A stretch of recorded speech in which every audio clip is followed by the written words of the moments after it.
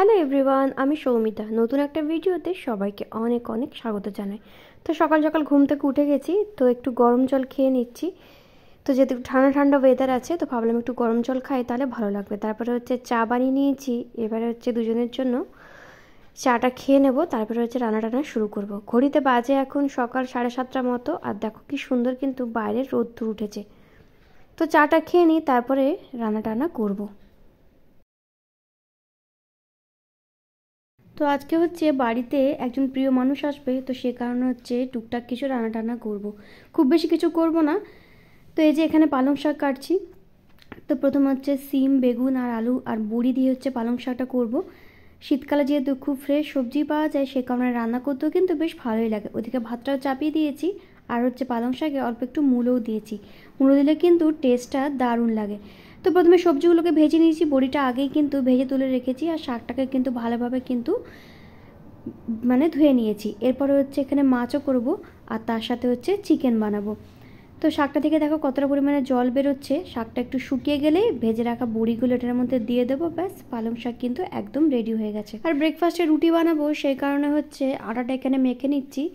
আর তার সাথে হচ্ছে আলু ফুলকপি দিয়ে এখানে কাতলা মাছের ঝোল করেছি। রান্না টান্না মোটামুটি এখানে কমপ্লিট হয়ে গেছে, শুধু চিকেনটা করতে বাকি রয়েছে। চিকেনটা হচ্ছে আলু দিয়ে ঝোল করব, যেহেতু বাচ্চারা খাবে সেই কারণে খুব একটা কিন্তু রিচ করছি না, মোটামুটি একটু সিম্পলভাবে করব। কিছু টুকটাক জিনিস আনার ছিল, তো সেগুলোই হচ্ছে অনলাইন থেকে আনিয়ে নিয়েছি। বাড়িতে ছিল না, আর এখন বাইরে গিয়ে আনাটাও পসিবল হয়নি, তো সে কারণেই আর কি। তো এই যে চিকেনও চলে এসছে। এবার যে চিকেনটা ভালোভাবে ধুয়ে নিয়েছি, আর আলু দিয়ে কিন্তু সিম্পলভাবে ঝোল করব, একদমই ঝাল কিন্তু বেশি দেব না। ওই যে প্রথমে বললাম যে দুটো ছোট ছোট বাচ্চা খাবে, তো সেই কারণে আর কি চিকেনটা একদম নর্মাল করে বানাচ্ছি। তো এসব করতে করতে দেখলাম মামা ঘুম থেকে উঠে পড়েছে। মামাকে ঘুম থেকে উঠিয়ে হচ্ছে খাইয়ে দাইয়ে ফ্রেশ করিয়ে দিয়েছি, আর ওকে আবার স্কুলেও নিয়ে যাব। আর ঘুম থেকে উঠে জানোই তো মুডটা খুব একটা ভালো থাকে না, তো আমি চেষ্টা করি ওকে একটু কীভাবে ওকে হাসানো যায়। তো চিকেনটাও একদিকে হচ্ছে, আর এদিকে হচ্ছে মামামের সাথে আমি একটু কথা বলছিলাম।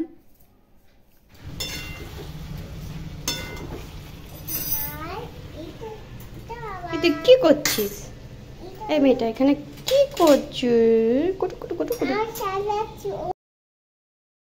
স্নান টান করে মামামকে একদম রেডি করে দিয়েছি। এবার হচ্ছে ওকে ছাড়তে যাব, আর আমিও কিন্তু স্নানটা করে নিয়েছি, আর হচ্ছে পুজোটাও দিয়ে দিয়েছি। তো আমরা যখন স্কুল থেকে ফিরবো, তার সাথে কিন্তু আমার বন্ধু বান্ধবী আর এই যে তার মেয়েও এসছে। তো তারপরে দুপুরে খাওয়া দাওয়া করেছি, অনেক গল্প করেছি, আর ব্লগ করা হয়নি। এখন হচ্ছে সন্ধে হয়ে গেছে, ওরা চলে যাবে। চাটা খেয়েছি দুজনে মিলে, অনেক খেলাধুলো করেছে, এনজয় করেছে। তো দুজনকে রেডি করে দিয়েছি, আমরাও একটু বেরোবো ওদের সাথে। তো বাড়ি চলে এসেছি। বাড়ি এসে মামাম একটু বললো মাখানা খাবে, তোকে একটু মাখানা ড্রাই রোস্ট করে দিয়েছি, সেটাই আর কি বসে বসে খাচ্ছে। আর মামামের বাবা আসলে হচ্ছে একটু বেরোবো, টুকটাক কিছু জিনিস কেনার রয়েছে। আর আমি এদিকে বানাচ্ছি হচ্ছে একটু চাউমিন, যেহেতু অফিস থেকে এসে একটু খিদে পেয়ে যায়, তো ভাবলাম যে রোজ রোজ তো বাইরের খাবার ঠিকও না, তো সেই কারণে অল্প করে হচ্ছে চাউমিন বানাচ্ছি শুধু ওর জন্য। এখানে ডিম দিয়ে একটু চাউমিন বানাচ্ছি। তো চাউমিনটা এখানে হয়ে গেছে, মামের বাবা অফিস থেকে চলে এসছে। এরপরে হচ্ছে খাওয়া দাওয়া করে হচ্ছে একটু বেরোবো। ওই যে আগেই বললাম যে কিছু জিনিস কেনা ছিল বাইরে, কিন্তু সন্ধ্যের দিকে একটু ঠান্ডাই লাগছে, তো একটু সোয়েটার পরে নিয়েছি, আর বেশ ঠান্ডা ঠান্ডা হাওয়া দিচ্ছে, ভালোই লাগছিল। তো এখানে আমি চলে এসেছি একটু শাখার দোকানে, তো শাখা পরবো, তো সে কারণেই আর কি অনেক ধরনের ছিল, দেখে তো ভীষণ ভালো লাগছিল। তো আমি একটু সরুর মধ্যে শাখা পরতে বেশি পছন্দ করি, তো সেটাই আর কি সাইজে একটু প্রবলেম হচ্ছিল, তো সেটার জন্য আর কি অপেক্ষা করছিলাম। আর মামাম তো 1 মিনিটও কোথাও স্থির থাকে না। তো ফাইনালি যেটা পছন্দ করেছিলাম সেটা পেয়ে গেছি। তো কেমন লাগছে তোমরা অবশ্যই জানিও, আর আজকের ব্লগটা এইটুকু রাখছি।